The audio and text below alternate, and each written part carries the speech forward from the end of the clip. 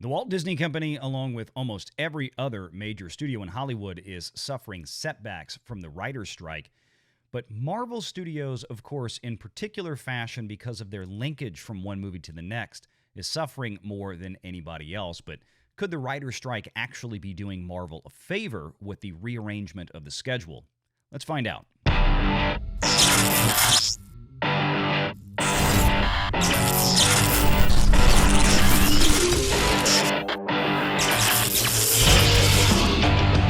Renegade Online.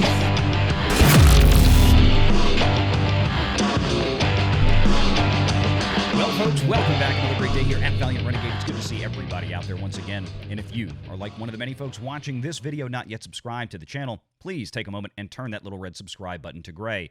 Hit that like button, hit that notification bell, share this sucker out on the social medias, and of course, please do leave a comment before you head out the door today. So many of you have probably already heard the news regarding Disney dates new Star Wars movie, shifts Deadpool 3 and the entire Marvel slate, and delays the Avatar sequels through 2031. This from Variety magazine, and of course there were other articles out there from places like THR and Deadline as well, covering the same information. Now, the first thing that jumped out at me was the fact that Deadpool 3 was moved up an entire 6 months from November 8th, 2024 to May 3rd, 2024.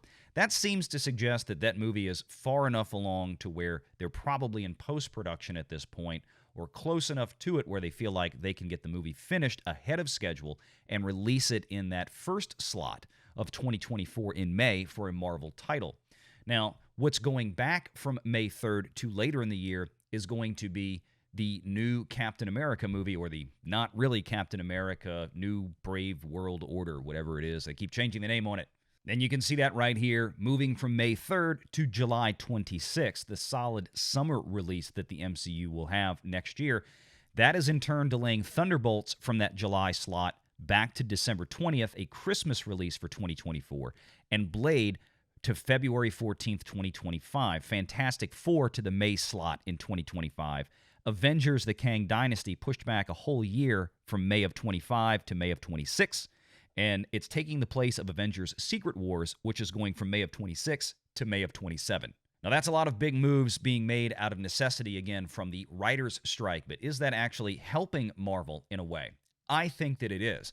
If you think about some of the failures that the Marvel Cinematic Universe has had at the box office, which we have covered extensively here at Valiant Renegade in the past couple of years, well, they need a good, solid win. Guardians of the Galaxy 3 has probably been the closest thing to it with its universal praise, and it's got a decent box office at this point. Now, I say decent, of course, yes, it's over $800 million, and that's fantastic. But again, this is a movie that came with about a $400 million price tag between production and marketing. It needed at least $800 million or so to break even. And the fact is that it's still performing very similarly to Thor: Love and Thunder, especially when you factor out the $85 million from the Chinese box office that Guardians 3 has enjoyed, that Thor: Love and Thunder did not even have access to. When you back that $85 million out, the movie looks almost identical to its breakdown of Thor: Love and Thunder. But of course, the movie that isn't mentioned on here is the one that is already largely complete, and that is The Marvels, the follow-up to Captain Marvel from 2019. Now, at this point, nobody seems to expect that that movie is going to have a gangbusters performance like the first one did, being sandwiched in between Infinity War and Avengers Endgame. Of course, you could have put nearly anything in that slot, and it would have made a ton of money because it was a fear of missing out issue. It was people thinking, I have to go see this because the next big thing is Avengers Endgame, which is what everybody had to go see, and they thought Captain Marvel was really important, and they had to get to the theater to see it. It's probably why it made a bunch of money, while at the same time, most of the audience didn't really care for it. But after having Ant-Man and the Wasp: Quantumania, or Ant-Man 3, flop so badly at the box office this year, Guardians is giving them some reprieve from that, and that's good news. But The Marvels is probably going to drag the franchise right back down into the box office doldrums. Again, that's going to be another $250 million outing for production from Marvel Studios, and another $150 million or so probably in a marketing spend. Again, it's just a movie that's going to have to reach somewhere around $800 million globally to get to a break-even point. And of course, that seems right now rather unlikely, although time will tell. So if you're going to have one flop in November with the Marvels and then potentially another flop, a movie that doesn't seem to be garnering too much interest at this point, the new Captain America, what then do you do? Marvel is right back to square one with having nothing on the table that are really getting audiences energized ahead of these two future Avengers releases, which is going to cost even more money. So instead of following up the Marvels with another potential disaster in Captain America New World Order, you'd probably rather follow it up with something that is an audience pleaser, or at least historically has been up to this point, and that's Deadpool 3. Those movies from Ryan Reynolds usually come in far cheaper than anything else that Marvel has put out. But of course, the previous two entries were still under the Fox banner. This will be under Disney. Now, that doesn't guarantee the fact that Disney's going to throw $200 or $250 million at the Deadpool movies.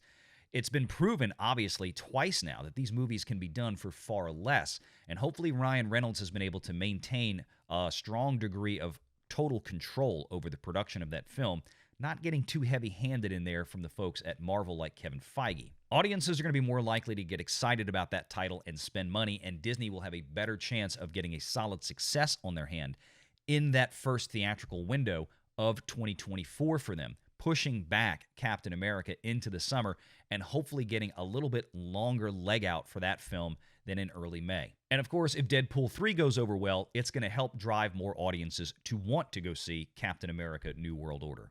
At least in theory. But of course, Disney likes to shoot themselves in the foot repeatedly with marketing, and they're probably going to do the same thing with that movie. As for the rest of the slate, the good news is it would give Marvel additional time to go back and retool some of these stories that are not yet complete. And by that, I mean, up to this point, we have seen too many failures and flops in phases 4 and 5 for the MCU. When these projects were being greenlit, of course, at the time, they didn't know they were going to have one dud after the next. Now they do. Now they have a chance to go back and fix things to make future box office performances better than what they've had up to this point in the recent phases. Now, the big question is, will they actually do this? I'm 50-50 on that, leaning more towards probably not, but at least they have an opportunity here to do so. They can't afford to continue to have a string of failures, especially leading up to these bigger movies down the road.